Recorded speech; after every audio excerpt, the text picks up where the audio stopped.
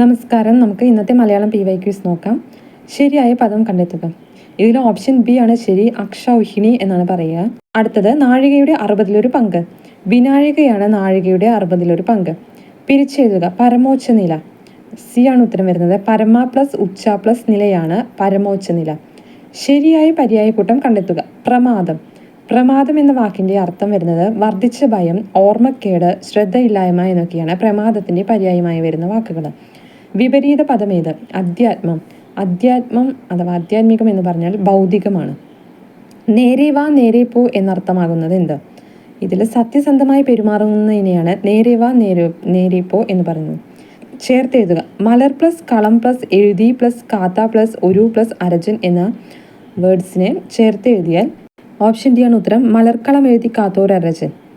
വൈരി. സ്ത്രീലിംഗം കണ്ടെത്തുക. വൈരി എന്നതിൻ്റെ സ്ത്രീലിംഗം വരുന്നത് വൈരിണി എന്നാണ്. അടുത്ത ചോദ്യം. And it was at that age poetry arrived in search of me. ശരിയായ പരിഭാഷ എഴുതുക. ഇതിൽ ഓപ്ഷൻ ഡി ആണ്. എന്നെ തേടി കവിത വന്നണഞ്ഞത് ആ പ്രായത്തിലാണ്. അടുത്തത് ശരിയായത് തിരഞ്ഞെടുക്കുക. അവർ കണ്ണീരിൽ കലർത്തി പറഞ്ഞ കഥ എന്നെ വികാരപരവശനാക്കി. മറ്റേതെല്ലാം ഗ്രാമർ മിസ്റ്റേക്ക് വരുന്നുണ്ട്. ഓപ്ഷൻ ബി ആണ് ഉത്തരം. അടുത്ത ചോദ്യം. ഒറ്റപ്പദം എഴുതുക. ഉണർന്നിരിക്കുന്ന അവസ്ഥ. ജാഗരമാണ് ഉണർന്നിരിക്കുന്ന അവസ്ഥ. തിരുവടി എന്ന പദം പിരിച്ചെഴുതിയാൽ തിരു പ്ലസ് അടി എന്ന് വരും. തിരുവടി. കുതികാൽ വെട്ടുക എന്ന പ്രയോഗം കൊണ്ട് ഉദ്ദേശിക്കുന്നത് വഞ്ചിക്കുക, ഉയർച്ച തടയുക എന്നൊക്കെ അർത്ഥമാണ് വരുന്നത്. അപ്പോൾ ഇതിൽ ഓപ്ഷൻ ബി 1ഉം 2ഉം ശരിയാണ്. അടുത്തത് പൂജക ബഹുവചനത്തിന് ഉദാഹരണമായ പദം താഴെ പറയുന്നവയിൽ ഏതാണ്? ഇതിൽ വൈദ്യർ എന്നാണ് പൂജക ബഹുവചനത്തിന്. നമ്മൾ ബഹുമാനപൂർവ്വം ഒരാളെ വിശേഷിപ്പിക്കുന്നതാണ് പൂജക ബഹുവചനമായി വരുന്നത്. താഴെ കൊടുത്തവയിൽ തെറ്റായ പദം ഏതാണ്? ഇതിൽ ഓപ്ഷൻ ഡി ആദരാജ്ഞലി എന്നാണല്ലോ എഴുതിയിരിക്കുന്നത്. ആദരാഞ്ജലി എന്ന വേർഡ് ശരിക്കും ഇങ്ങനെയാണ് എഴുതുന്നത്. ജായും ഞായും സ്ഥലം തെറ്റി എഴുതിയിരിക്കുന്നു. എൻ്റെ ജിജ്ഞാസ, ഉത്തരവാദിത്വം, ആസ്തിക്യമൊക്കെ ശരിയായ വാക്കുകളാണ്. പ്രാചീനം എന്ന പദത്തിൻ്റെ വിപരീത പദം എഴുതുക.